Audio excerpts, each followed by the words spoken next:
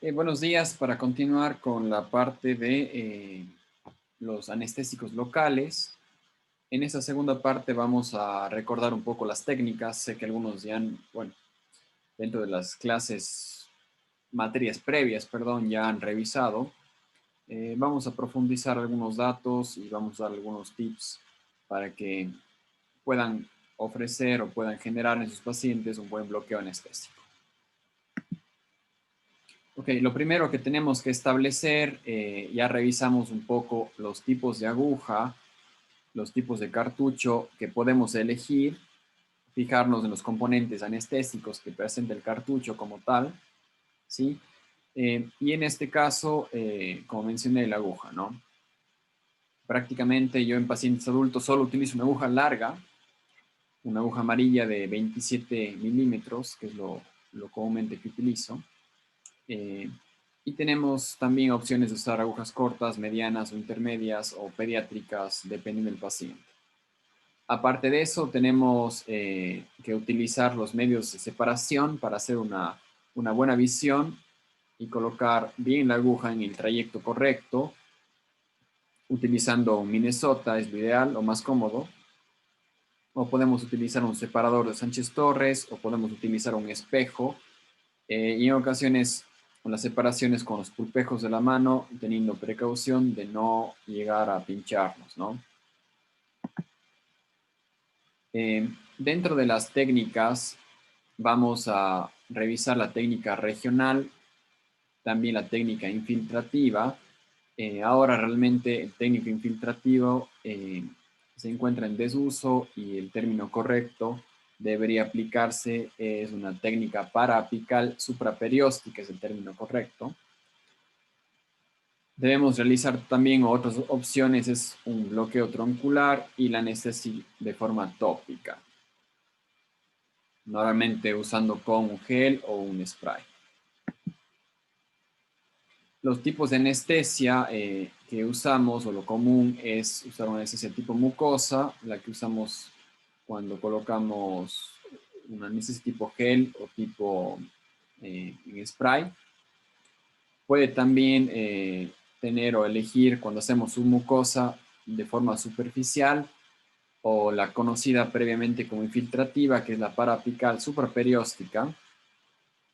En este caso, como su nombre lo menciona, debemos acercar la punta de lo que es la aguja a nivel del ápice para generar un amortiguamiento en el tejido y debemos colocarlo sobre el periósteo. También existe la técnica papilar, utilizado principalmente en niños cuando queremos bloquear lo que es el nervio nasopalatino, que vamos igual a revisar.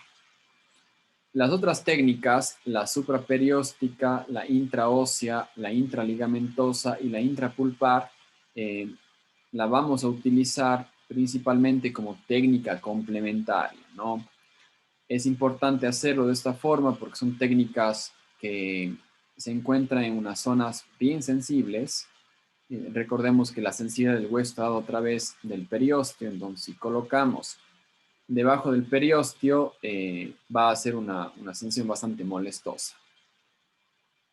Cuando hacemos esa técnica supraperióstica, podemos utilizarla cuando necesitamos disecar el periósteo. La técnica intraósea e intraligamentosa para profundizar la técnica previamente que hemos realizado y la intrapulpar igual para generar un bloqueo completo del diente. Y como mencioné, deberíamos hacer primero una técnica, ya sea parapical supraperióstica, una técnica troncular, esperar 2 o 3 minutos, que es el efecto que tarda en esta técnica hacer efecto, y luego hacer una técnica complementaria, que las que ven, las que mencioné, ¿no? Superióstica, intraósea, intraligamentosa e intrapulpar. Es un gráfico que es importante que siempre cada uno de ustedes lo tenga claro de cómo se encuentra la distribución nerviosa a nivel del maxilar superior y a nivel de la mandíbula.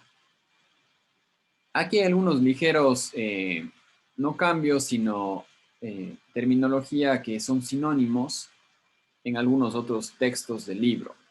Y también hay una determinación de unos autores en los cuales, por ejemplo, al nervio número 2 del maxilar superior, primero nos presenta una área que es una zona como de intersección entre lo que es el nervio alveolar superior anterior y el póstero y medio. Entonces, área como de color intermedio nos marca eso. Y lo otro es que hay autores entre los cuales yo me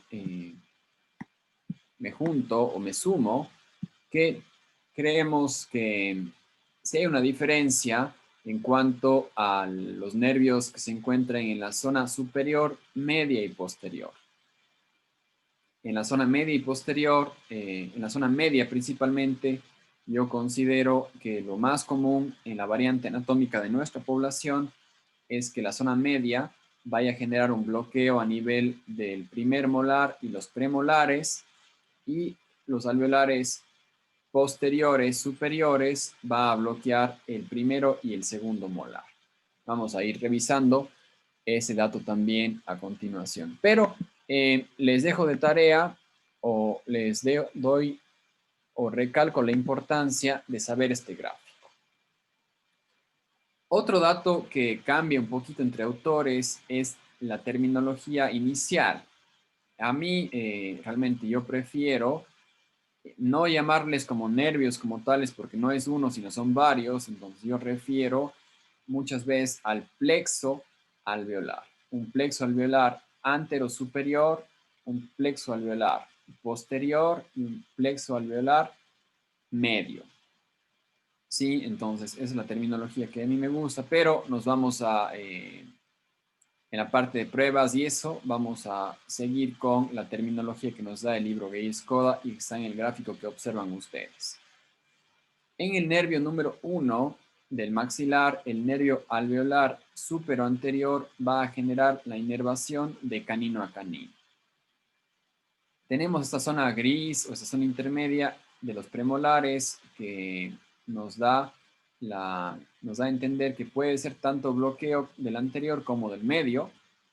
Pero bueno, dentro de la técnica esta nos establece que entre premolar y último molar se encuentra bloqueado por el nervio alveolar superior, posterior y medio.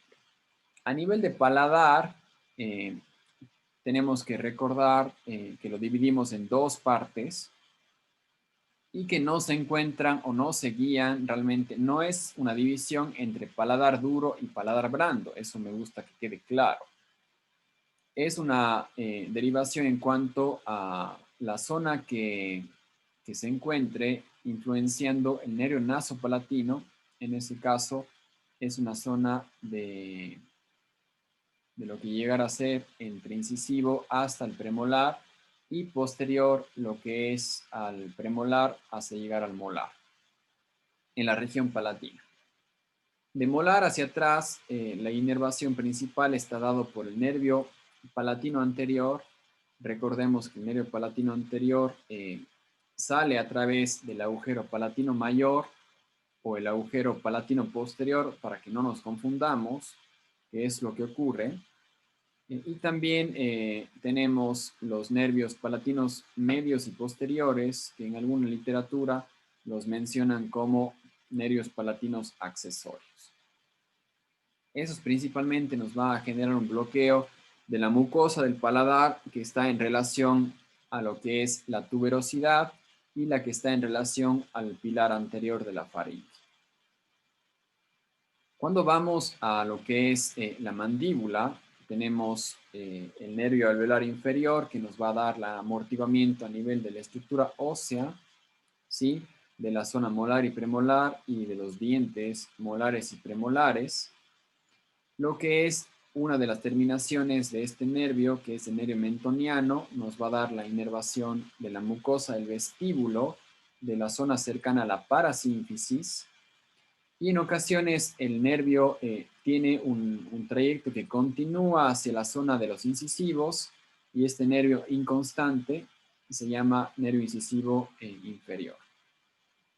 Aparte de estos dos, tenemos el nervio 3 y 4. El nervio 3 que se encuentra representado por el nervio lingual, que bloquea la mucosa de la lengua, de la hemilengua, y también de la mucosa lingual del proceso lingual como tal.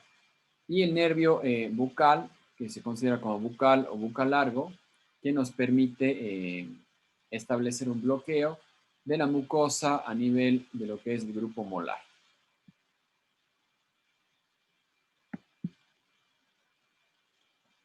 La técnica parapical supraperióstica, en este caso, cuando hacemos para aplicar la técnica en la zona anterosuperior, debemos colocar una cantidad de 1 cc superior al vestíbulo y ubicando justamente sobre los ápices del diente que vayamos a trabajar. Para tratar el nervio infraorbitario, independientemente que hagamos una técnica externa o cutánea o intraoral, debemos establecer la ubicación del nervio.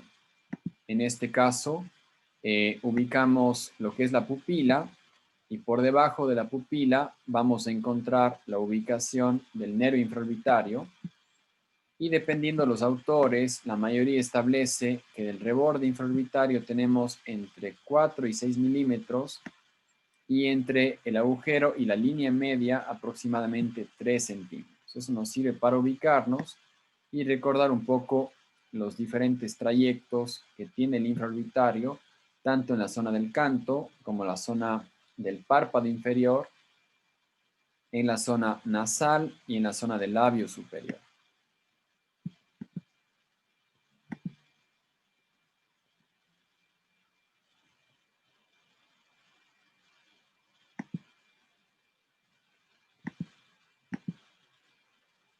La técnica recomendada para bloquear este nervio es colocar el cartucho anestésico completo. Debemos tener la precaución de no introducir la aguja dentro del agujero infraorbitario porque nos puede generar una isquemia. Debemos siempre depositarlo por fuera. Y la técnica intraoral lo realizamos traccionando el labio, identificando la ubicación del canino, colocando ligeramente alejado del surco para no toparnos con la eminencia canina y depositar el anestésico teniendo la dirección y la profundidad realmente va a basarse de la altura del tercio medio de la cara de nuestro paciente, ¿sí? Teniendo en cuenta siempre tener una relación de la distancia que hemos conversado. La técnica de bloqueo locorregional, en este caso, tanto es importante analizar el aspecto estructural del paciente como revisar la radiografía para identificar la entrada del nervio y la distancia en relación a la rama que tengamos. En ocasiones esto de aquí no es estándar y tuviéramos que variar un poco la dirección normal de la aguja, en este caso ligeramente superior, ligeramente más posterior, si esto encontramos alguna variante. Por eso la importancia también de tener una radiografía al momento de anestesiar. Lo otro es que pacientes que tienen la contextura o de cara cuadrada o pacientes anchos van a tener unas ramas mandibulares cortas y por lo general divergentes que nos van a exigir una técnica anestésica indirecta a realizar. A veces estos pacientes es difícil realizar una técnica directa, como vamos a revisar a continuación.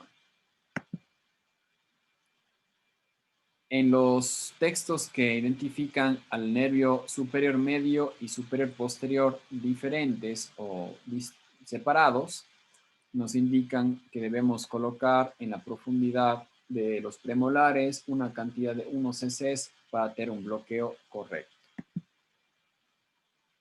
La técnica alveolar posterior superior, aquí es importante identificar dónde se encuentra. En este caso es entre la unión de lo que es la apófisis pterigoides, del esfenoides y la tuberosidad. A este nivel, aproximadamente cercano a 1 centímetro de lo que sería la base del segundo o tercer molar, se encuentran aproximadamente de 3 a 5 agujeros, por los cuales salen los nervios alveolares pósteros superiores y ellos conforman lo que es el plexo que les he estado comentando. Para realizar esta técnica es indispensable que sea con la boca semiabierta, no abierta totalmente, porque necesitamos que la coronoides no se ubique muy adelante para que nos permita conformar un espacio en el fondo del vestíbulo para la colocación correcta de la aguja y el anestésico.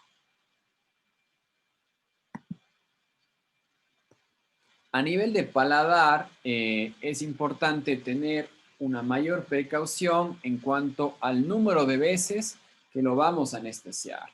Lo ideal es nunca repetir una técnica anestésica y si necesitamos debe ser en una zona alejada de la primera técnica para evitar una presencia de una isquemia y que esa isquemia nos genere una cialometaplasia necrotizante, ¿no?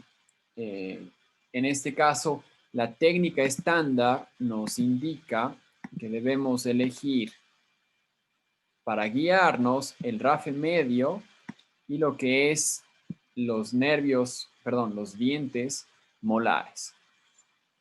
La técnica clásica nos refiere que si calculamos entre el segundo molar y el rafe medio, en una zona intermedia debe encontrarse el agujero palatino posterior.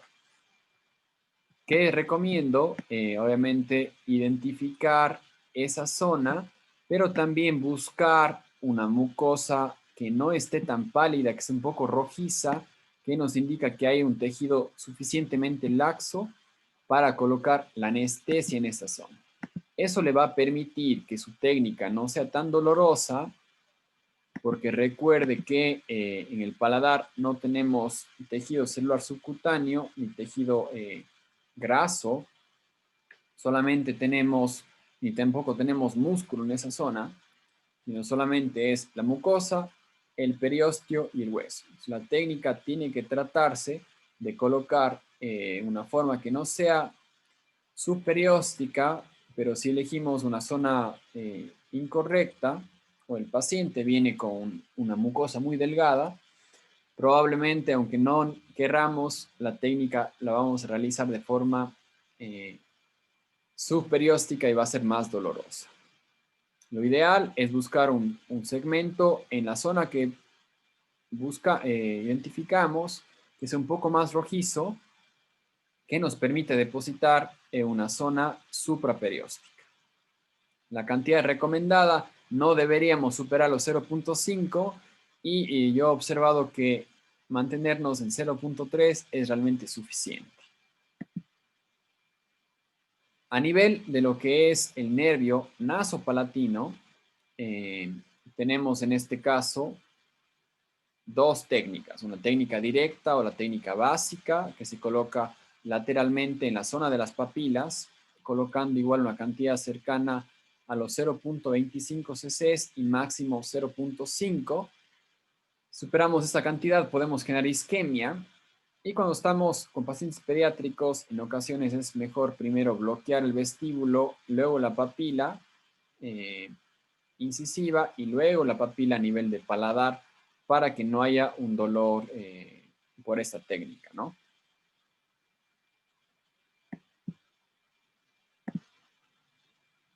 Existen también variaciones anatómicas que si el efecto anestésico no es el deseado, debemos realizar una colocación de anestesia a nivel de los premolares, a nivel de la zona entre premolar y premolar para esta variante anatómica del nervio medio superior. También es importante estudiar un poco las características de dónde se ubica la entrada del agujero alveolar inferior. Si seguimos los parámetros de una de las estudios más importantes nos establece que más o menos aquí sería la línea oblicuo externa, una distancia de 18 milímetros,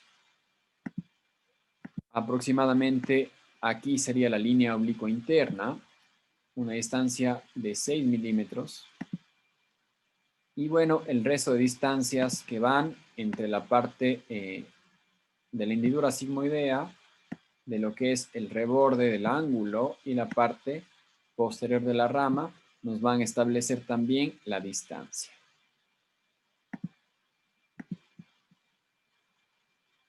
Eso nos va a ayudar a calcular la profundidad y la dirección que tenemos que colocar nuestra aguja. Ahora, hay estudios que se han hecho, en este caso un estudio de Perú, que nos establece en una población similar a la nuestra un promedio de distancia de lo que hemos revisado.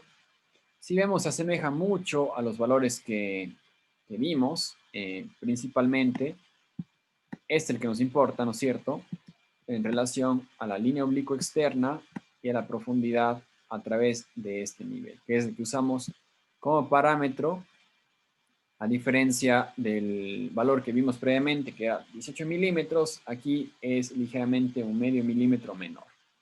Y existe una variación, como vemos, de ese tamaño, de entre 3 milímetros. Puede estar 3 milímetros más corto o 3 milímetros más profundo, ¿no?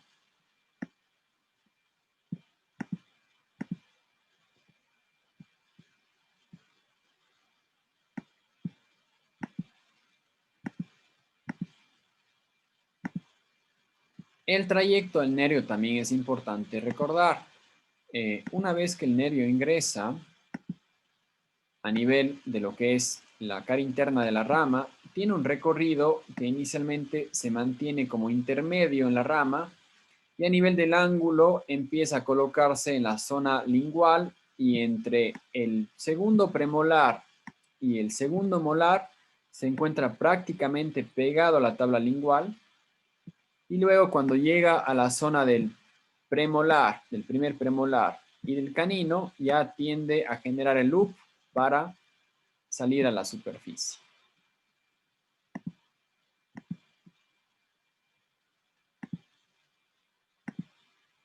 Otro corte que nos indica justamente la predilección del nervio en ubicarse en la zona lingual, ¿sí? Esta imagen me gusta porque nos puede explicar algunas alteraciones que tenemos.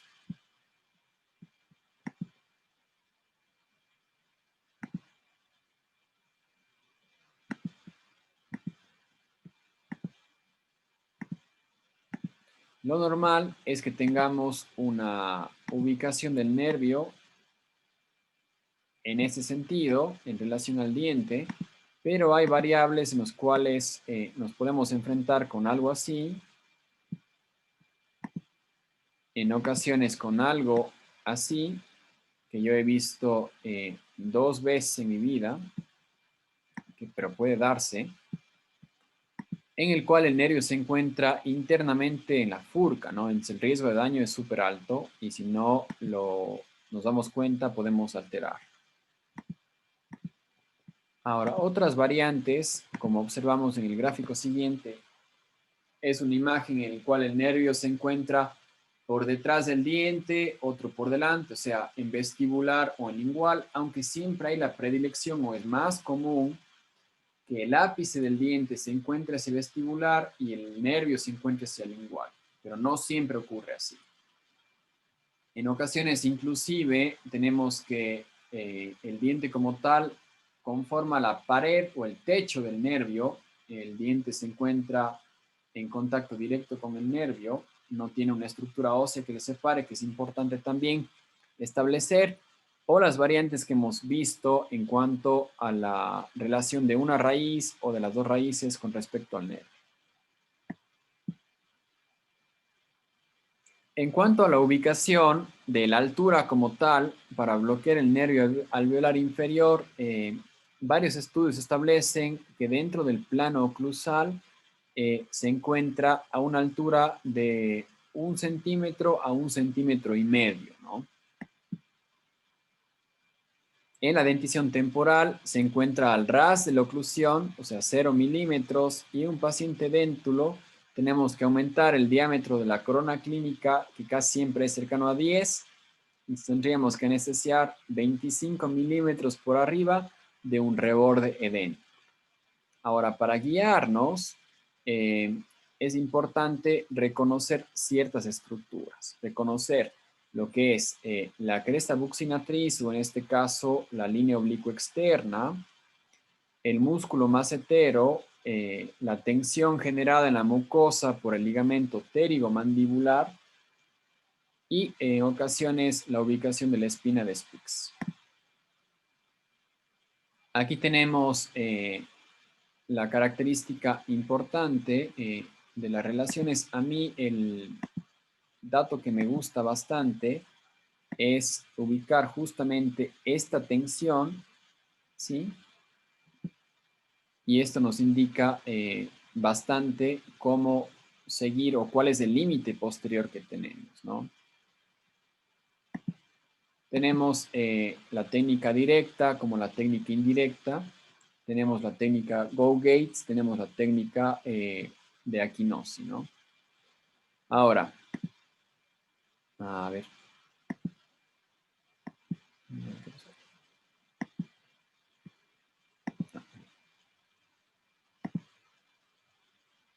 Entonces, para repasar un poco la ubicación, tenemos la altura y tenemos el límite justamente del ligamento que nos dice hasta dónde más posterior vamos a llegar. Entonces, esto lo ubicamos por lo general cuando el paciente abre grande y se ubica la exposición del ligamento a través de la mucosa.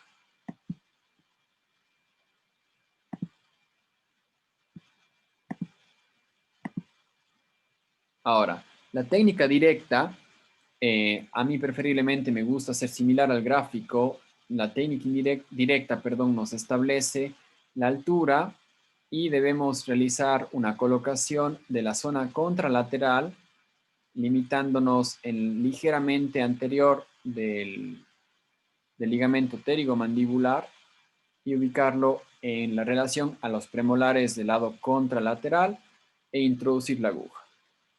A medida que vayamos mejorando la habilidad, no debemos llegar a tocar hueso, sino ya calculamos la profundidad de nuestro paciente, pero otro parámetro justamente es tocar hueso para establecer que hemos llegado cercanos a la posición correcta.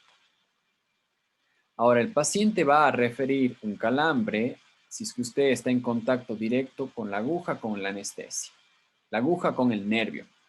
Si el paciente refiere eso, lo correcto es retirar ligeramente la aguja, hacer una aspiración y depositar el anestésico como tal. La cantidad indicada en este caso se recomienda 1 cc para bloquear el anestésico local, aunque la costumbre es realmente colocar todo el anestésico a este nivel. La otra cosa importante, antes de olvidarme,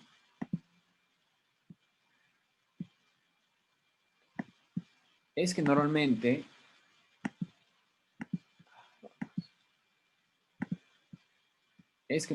tenemos que hacer un depósito de la mayoría de la solución aquí, pero ir depositando ligeras cantidades al momento de retirar, justamente para tratar de en ese movimiento bloquear también el nervio lingual, ¿no? Si es que lo necesitamos, obviamente.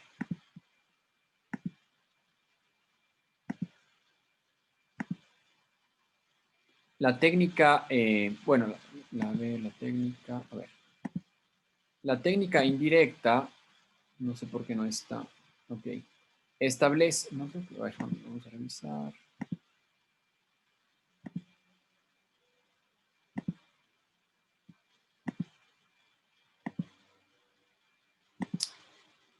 Eh,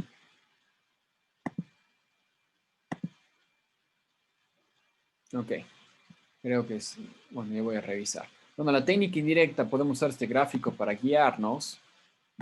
Se basa en la colocación siguiendo el trayecto del plano oclusal del mismo lado, tocando hueso y haciendo un cambio de la angulación, pero en este caso ya dentro de la mucosa, y continuar con el trayecto los milímetros que faltan. Esta de aquí se utiliza o debe utilizarse cuando el paciente tiene unas, como mencioné, unas ramas muy cortas o una divergencia de la rama o que tiene una lengua grande que nos impide realizar el movimiento de una técnica directa que es más sencilla.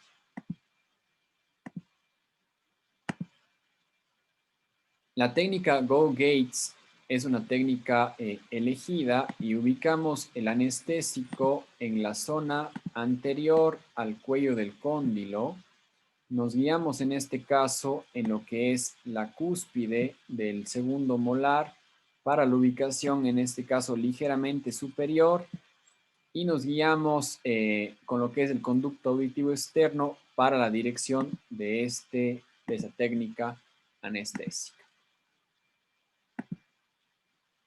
Entonces, el paciente deberíamos tener identificado lo que es el tragus para poder dirigir correctamente el anestésico a la zona que se encuentre en el cuello, ¿no? Entonces, el cuello del cóndilo. Eso nos va a permitir bloquear tanto el alveolar inferior, pero otros nervios como es el lingual, miloioideo y el nervio auriculotemporal. Esta técnica la debemos implementar por lo general cuando nos ha fallado la técnica directa y hay el que establece o que menciona el riesgo de esta técnica se da debido a que la arteria maxilar interna se encuentra cercano y pudiéramos llegar a depositar anestésico en esa zona, tener un componente vagal o podemos tener un sangrado a ese nivel, ¿no? Que sea difícil de controlar. La técnica Akinosi realmente a mí no me agrada, la he intentado un par de veces, no he visto una efectividad.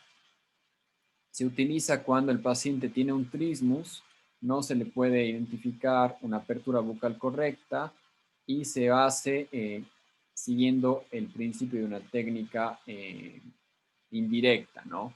En este caso se coloca siguiendo el trayecto de la oclusión.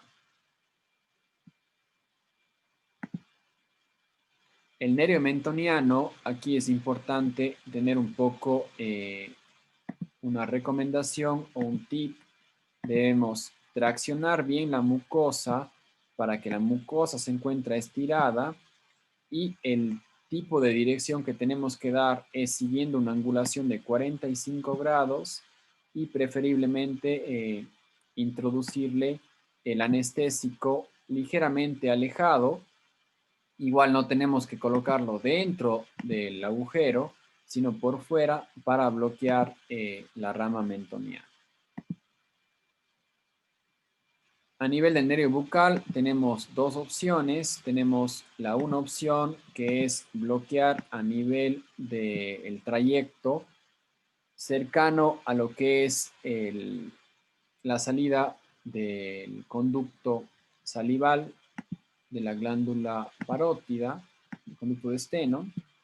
La técnica nos marca que pasa más o menos 1 centímetro inferior, o la otra opción es colocar en el fondo del vestíbulo en relación a la mucosa del segundo y tercer molar.